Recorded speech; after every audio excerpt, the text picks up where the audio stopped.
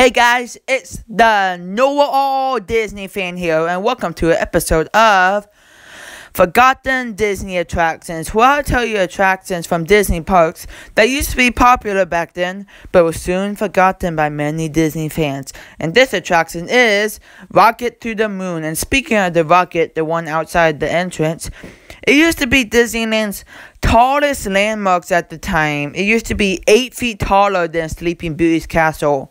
Yeah, that tall. And the ride was sponsored by TWA, an airline company back then. So, now that we got that down, let's talk about the ride. So, this ride opened a long time ago in 1955. Many years before they actually put people into space. Okay, not that many. Anyway, Walt, he had an obsession over transportation of the future. You name it. The monorail, skyway, the submarine, the people mover, and of course, rockets. Did he invent the name of rockets, or I don't know. Anyway, Walt was like, I wonder if people could go into outer space with these things called rockets.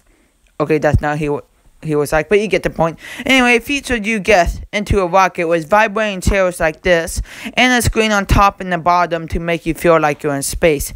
And while you're in space, there's a narrator that teaches you all the fun facts about space and the moon in a fun Disney educational way. Hey school, you can learn something from Disney to keep our students engaged. You can learn something from them. Anyway, many years later, Russia actually sent people into outer space. Yeah, but America wanted to accomplish something bigger. They were planning something big when John F. Kennedy, the 35th President of the United States, said, "We choose to go to the moon." I'll leave that speech in the description below if you want to know where it was. Anyway, so on July 16th, 1969, that's when Apollo 11 blasted off with Neil Armstrong, Aiden Buzz, Aiden, is that how you say it? I don't know. And Michael Collins were the first 3 people to go to the moon. Look at them.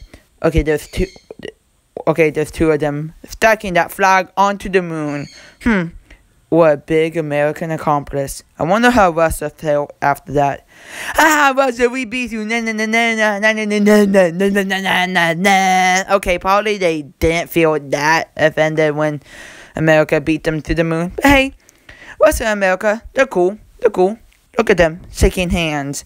Oh yeah, so what happened to the ride? Well, when Magic Kingdom was under construction, they made a ride called Flight to the Moon, which was sponsored by McDonnell Douglas, an aircraft company, and then opened in Disneyland as well, sponsored by McDonnell Douglas.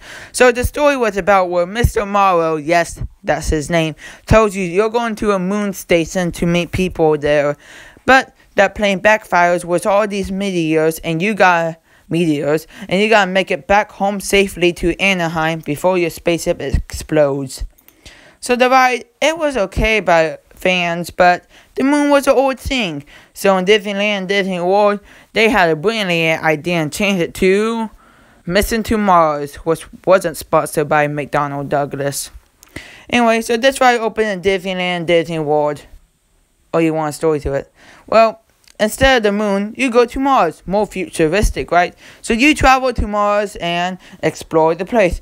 But something goes wrong and you gotta make it back to Anaheim safely before your rocket rips apart. Yeah, you can tell they're running out of ideas to tell about going to outer space. Anyway, this seems similar to Mission Space. Well, it does. I heard that's where they got the idea from to send people into outer space, and that is true. It's where this time you control the rocket. In my opinion, it's a fun ride. I always go on there when I go to Epcot.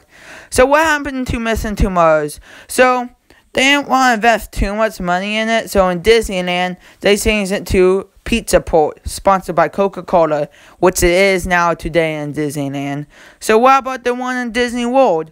Well, in Disney World, this attraction was originally going to be in Disneyland, but due to money costs, they moved it to Orlando. So, what did they change it to? Well, they changed it to Alien Encounter.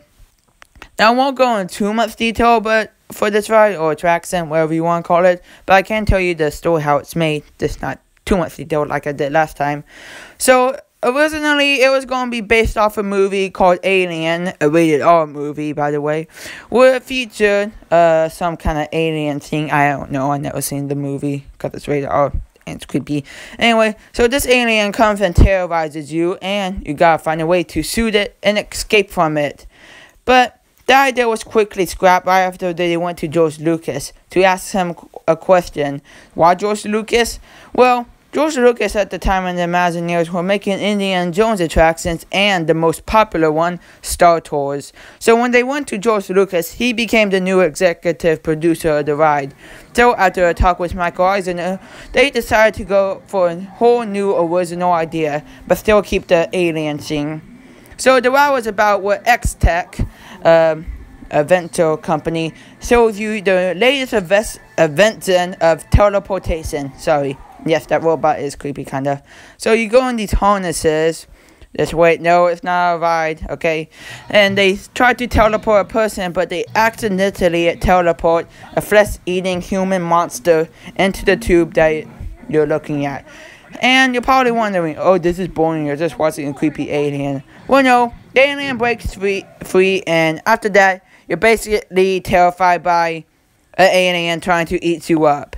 With tons of special effects, with an alien, on top of that, an alien in the dark, with nowhere to run, nowhere to hide. The alien comes and terrorizes you, flaps its wings, and comes to eat you, and you see people get eaten from above you, and sees everyone gets terrified, but you can't, because it's in the dark. And the ride was so terrifying that they even had to put a warning sign right outside the entrance. I mean, here. So, yeah, I bet a lot of people didn't listen to that sign, I bet. So, Alien Encounter was popular, but then, after Lilo and Stitch came out, of course, they changed it to Stitch's Great Escape. One of the most hated Disney attractions of all time. In my opinion, the ride isn't that bad. Oh yeah, sorry, I couldn't find that much information about the attraction. So I'm not going to say the ride is that bad. It does use the same stuff as Alien Encounter, except this time with Stitch. So if you remember the opening scene from Lilo and Stitch, where Stitch escapes his prison, it's kind of similar to that, except this time you're the recruits watching him, or police basic people, watching Stitch to make sure he doesn't escape, even though he does, because the title is literally called Stitch's Great Escape. So it went from horror to comedy, the more kid-friendly. They went from weird and scary, and went to, like, boring and just weird. Yeah, people did hate this attraction. It's one of the lowest rating rides of Disney. Anyway, it seems like Stitch's Great Escape. Oh my god, save up to 25% on Disney Hutch Resort hotels. Sorry. Stitch's Great Escape is switching to seasonal operation. If you don't know what that means, it means it's only going to open during seasonal times, not like during the holidays. Yeah, that's when they were mostly open. And that's also giving us a sign that the ride is going to die pretty soon. When you do that with the other attractions, here, let me give you an example. Like Wonders of Life. When they do that, a few months later, the ride starts to close down and left abandoned. So if you walk by Epcot, remember to find that little entrance thing, and you could probably see Wonders of Life. So yeah, when they do seasonal operation, the ride usually closes down. Who knows what they might put in Stitch's Great Escape? I heard there's a rumor on YouTube that they might put a Wreck-It Ralph attraction in there, but who knows? Anyway, guys, that's gonna be my video. I hope you did enjoy. That's how Rocket to the Moon went to Pizza Porn Disneyland, and that's how Flight to the Moon went to Stitch's Great Escape and Disney's Magic Kingdom. So, I'll see you all later. Bye. Subscribe. Leave a like.